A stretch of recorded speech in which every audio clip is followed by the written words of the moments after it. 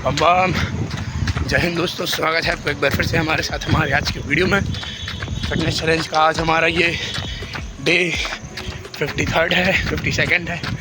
एक बार फिर से हम लोग रनिंग के लिए निकल चुके हैं और आज हमारा रोड वर्क चल रहा है। हमेशा की तरह आज एक बार फिर से हमारे साथ भैया जुड़े हुए हैं और बहुत मज़ा आ रहा है। जैसे कि आज योग दिवस है, 21 जून है, तो हम लोग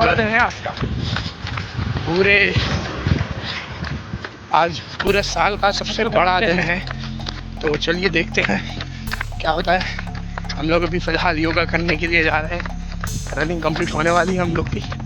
मिलते हैं वीडियो के नेक्स्ट पार्ट में वर्कआउट और योगा के टाइम पे। तब तक के लिए जय हिंद, जय भारत।